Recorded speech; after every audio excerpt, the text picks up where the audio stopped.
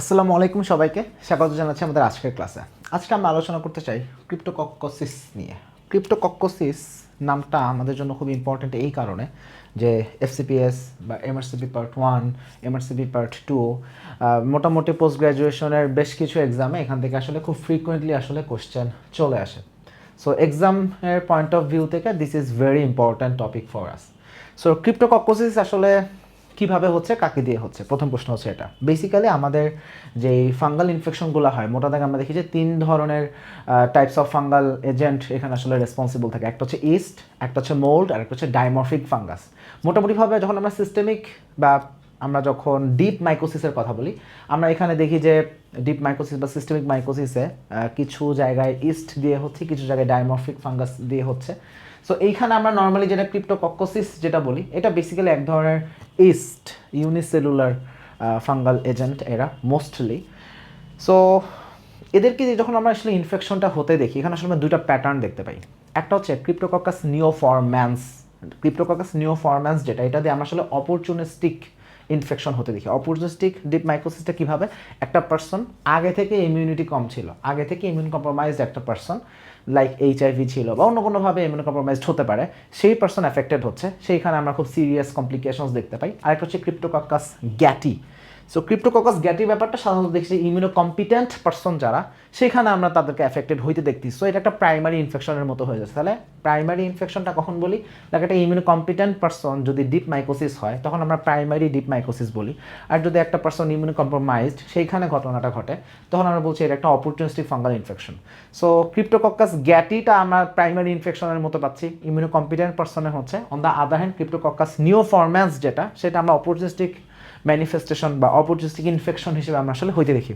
এবং এরা যেটা বললাম যে এটা আসলে ইস্ট। তাহলে ডেভিডসনে আসি, তাহলে এটা একটা সিস্টেমিক মাইকোসিস এবং এখানে দুই ধরনের এনভায়রনমেন্টাল ইস্ট থেকে এটা হয়। নর্মালি আসলে আমরা দেখি যে স্পোর ইনহেলেশনের মাধ্যমে আসলে এটা আসলে মোস্টলি ছড়ায়। সো একটা হচ্ছে ক্রিপ্টোকক্কাস নিওফরম্যাস, একটা হচ্ছে ক্রিপ্টোকক্কাস গ্যাটি। গ্যাটি বানানটা একটু খেয়াল রাখি, DTI।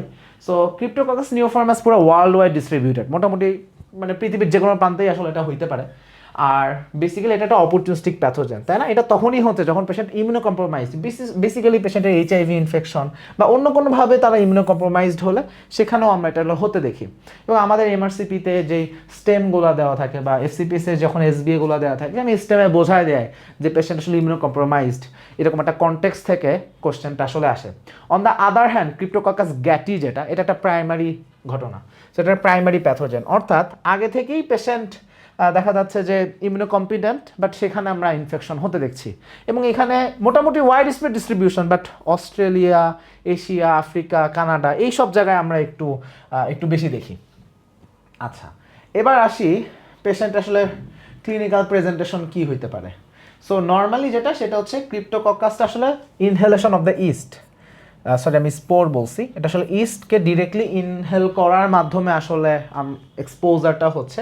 এবং যখন এক্সপোজার হয় দেন কি হয়, প্রথমে লাংসে আসলো, লাংস থেকে ব্লাডের মাধ্যমে তারা আসলে widely distributed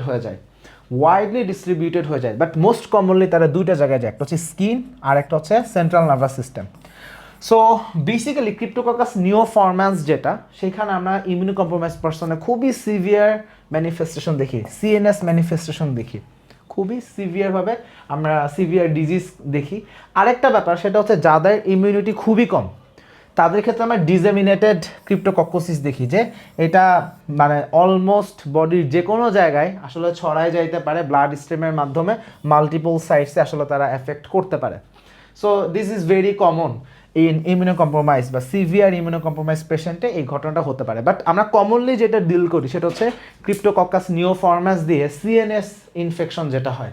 so CNS ইনফেকশনে normally আমরা যেটা দেখি, পেশেন্টের আসলে মেনিনজাইটিস হয়। নর্মালি আমরা দেখি পেশেন্টের এখানে মেনিনজাইটিস হচ্ছে। এবং এমআরসিপি পার্ট 1 বা এফসিপিএস পার্ট 1 সব জায়গাতেই এই মেনিনজাইটিস কনটেক্সট থেকে আসলে কোশ্চেন করা হয়। বাট ক্রিপ্টোকক্কাস গ্যাটি যেটা, সেটাতে আমরা আরেকটা ঘটনা ঘটে, সেটা হচ্ছে ক্রিপ্টোকক্কোমা। আমরা যদি উপরের ছবিটা দেখি, এখানে একটা ক্রিপ্টোকক্কোমা একটা দেখানো যাচ্ছে, যেমন এই ছবিতে, এই যে এইখানে যে আমি একটা ছোট্ট একটা ম্যাসলেশন দেখতে পাচ্ছি, দিস ইজ ডিউ টু এটা হচ্ছে ক্রিপ্টোকক্কোমা। এবং এটা ক্রিপ্টোকক্কাস গ্যাটি যেটা সেটার মাধ্যমে হচ্ছে, বাট আদারওয়াইজ ইমিউনোকম্প্রোমাইজ পারসনে আমরা আসলে মেনিনজাইটিসটা আসলে কমনলি হতে দেখি। সো সিএনএস ম্যানিফেস্টেশন অফ ক্রিপ্টোকক্কোসিস তাহলে দুইটা, একটা হচ্ছে মেনিনজাইটিস, একটা হচ্ছে ক্রিপ্টোকক্কোমা। ক্রিপ্টোকক্কোমা গ্যাটি দিয়ে হচ্ছে ক্রিপ্টোকক্কাস গ্যাটি, আর যেটা মেনিনজাইটিস সাধারণত ক্রিপ্টোকক্কাস নিওফর্মাস দিয়ে আমরা আসলে হতে দেখি। বাট শুধু কি সিএনএস ম্যানিফেস্টেশন একমাত্র ম্যানিফেস্টেশন না, এটা তো আমি তো বললাম যে ব্লাডের মাধ্যমে যে কোনো জায়গায় ছড়ায় যেতে পারে। সো আমরা পালমোনারি ইনভলভমেন্ট আসলে দেখি। সো পালমোনারি ক্রিপ্টোকক্কোসিস যদি ডেভেলপ করে, পেশেন্ট সিভিয়ার নিউমোনিয়া নিয়ে আমাদের কাছে আসতে পারে। যত ইমিউনিটি কম, মানে নিউমোনিয়ার সিভিয়ারিটি আসলে তত বেশি। সো ইমিউনোকম্প্রোমাইজ পেশেন্টে দিস ইজ ভেরি মোর, অনেক বেশি দেখা যায়। এছাড়া অ্যাসিমটোমেটিক ডিজিজও কিছু জায়গায় থাকতে পারে, সেখানে হয়তো একটা পালমোনারি নোডিউল পাইতে পারি, একটা নোডিউলও হইতে পারে, মাল্টিপল নোডিউলও হইতে পারে, এবং this patient might remain asymptomatic. Like you may find some nodule in radiological findings, radiological investigation করলে হয়তো বা এক বা একাধিক নোডিউল আমরা পাইতে পারি। অ্যাট দ্য সেম টাইম পেশেন্টের কোনো সিমটম নাই, রেসপিরেটরি কোনো সিমটম নাই, এরকমও হইতে পারে। এর পাশাপাশি সামটাইমস একটা ক্যাভিটেশন থাকতে পারে, অথবা সামটাইমস এমন হইতে পারে যে আদার লাং প্যাথোলজি থাকলে যেরকম প্রেজেন্টেশন থাকে অনেকটা সেটার মতো মিমিকও আসলে করতে পারে, যেমন লাইক টিউবারকুলোসিস বা ম্যালিগনেন্সি। এই ধরনের কন্ডিশনে যেরকম প্রেজেন্টেশন থাকে অনেক সময় সিমিলার টাইপ অফ প্রেজেন্টেশন থাকতে পারে। বিশেষ করে যেহেতু নোডিউল বলতেছি, সেইখানে দেখা যাচ্ছে যে ম্যালিগনেন্সির মতো রিজেম্বল করতে পারে। আবার টিউবারকুলোসিস হইতে পারে, কারণ টিউবারকুলোসিসেও ন্যাচারে অনেক সময় আমাদের কাছে মনে হইতে পারে যে মিমিক করতেছে। এখন আমরা আলটিমেটলি ডায়াগনোসিস কীভাবে করবো? সো ডায়াগনোসিসের জন্য ultimately we need to do some histopathology and culture. আমরা যেটা করতে পারি, লাইক সিএসএফ স্টাডি করলাম, সেটা কালচার করলাম, সেটা একটা প্রসেস হইতে পারে। আবার লাইক পালমোনারি নোডিউল আছে, সেটাকে আমাকে কিন্তু বায়োপসি করে হিস্টোপ্যাথোলজি করতে হবে। তাহলে based on the site of the infection, কোথায় ইনফেকশন হচ্ছে তার উপর বেস করে বায়োপসি করে হিস্টোপ্যাথোলজি হইতে পারে, তার উপর বেস করে আমি স্যাম্পল কালেক্ট করে কালচারও আসলে করতে পারি। এখন আসি ট্রিটমেন্ট। সো ক্রিপ্টোকক্কাস নিওফরম্যান্স, এটা দিয়ে আমাদের মেনিনজাইটিস হোক বা অন্য যাই কিছুই হোক না কেন, মোটামুটিভাবে ট্রিটমেন্ট সিভিয়ার কেস যদি হয়ে থাকে, সেম সিভিয়ার কেস, যে কোনো ডিপ মাইকোসিস সিভিয়ার কেস হলে লাইপোজোমাল এমফোটেরিসিন বি আমরা কনসিডার করি। এটা একদম মানে মোটামুটিভাবে একটা কমন সূত্র, যে কোনো severe deep mycosis go for liposomal amphotericin B, এখানেও সেম। বাট যদি মাইল্ড পালমোনারি ডিজিজ হয়ে থাকে সেখানে আমরা ফ্লুকোনাজল দিতে পারি। আবার অ্যাসিমটোমেটিক নোডিউল যদি হয় সেখানে অনেক সময় সার্জিক্যাল রিসেকশন করাটাও যথেষ্ট হইতে পারে। তাহলে মোটা দাগে আমাদের ট্রিটমেন্ট প্রোটোকল আসলে এগুলাই। সো ক্রিপ্টোকক্কাস নিয়ে আলোচনা এইটুকুই। এরপরে আমাদের আরেকটা খুব ছোট্ট একটা টপিক আছে, সেটা হচ্ছে ফুজারিওসিস। সো ফুজারিওসিসটা নর্মালি আসলে আমরা কোথায় দেখতেছি? এটাতে আসলে একটা ডিসেমিনেটেড ডিজিজ আমরা আসলে সাধারণত হইতে দেখি, যাদের প্রোলংড নিউট্রোপেনিয়া। প্রোলংড নিউট্রোপেনিয়া কাদের ক্ষেত্রে হইতে পারে? অনেক সময় আমরা বেশ কিছু পেশেন্টের লাইক কেমোথেরাপি যখন দিই সেখানে নিউট্রোপেনিয়া হইতে পারে, বা কেমোথেরাপি এজেন্টের পাশাপাশি লাইক ডিফারেন্ট কোনো পারপাসে কোনো পেশেন্টকে হয়তো বা ইমিউনোসাপ্রেসিভ এজেন্ট দেওয়া হচ্ছে, সেখানে নিউট্রোপেনিয়া থাকতে পারে। সো লম্বা সময় ধরে যাদের নিউট্রোপেনিয়া, এই পার্সনদের ক্ষেত্রে আমরা দেখি যে ফুজারিয়াম দিয়ে একটা ডিসেমিনেটেড ডিজিজ হচ্ছে। সো দিস ডিজিজ অ্যাকচুয়ালি দেখা যাচ্ছে পেশেন্টের প্রথমে ফিভার আসে, এবং যখন এই ফিভার আসে আমরা অ্যান্টিবায়োটিক দিই কিন্তু কোনো কাজ করে না। দেখা যাচ্ছে ফিভার অনেক দিনের, সাধারণত ফিভার থাকলে আমরা কী চিন্তা করি? 7 দিনের কম হলে ভাইরাল, 7 দিনের বেশি হলে ব্যাকটেরিয়া। নর্মালি কিন্তু আমাদের অ্যাপ্রোচটা এরকম থাকে। সো 7 দিনের বেশি একটা জ্বর আসছে, অ্যান্টিবায়োটিক দিচ্ছি, কাজ করতেছে না। সো এই জন্য বলা হচ্ছে antibiotic resistant fever, more than 7 days fever, antibiotic দিচ্ছি কোনো রকম রেসপন্স হচ্ছে না। সো এরকম একটা প্রেজেন্টেশন থাকতে পারে, এবং পেশেন্টের ডিজামিনেশনের ফিচার থাকে। সেটা কি? স্কিন নোডিউল থাকে, তারপরে এন্ডোফথ্যালমাইটিস থাকে, সেপটিক আর্থ্রাইটিস থাকে, পালমোনারি ডিজিজ থাকে। তাহলে ফিভারের সাথে সাথে মাল্টিপল অর্গান ইনভলভড হওয়ার ফিচার আমরা সেইখানে পাচ্ছি।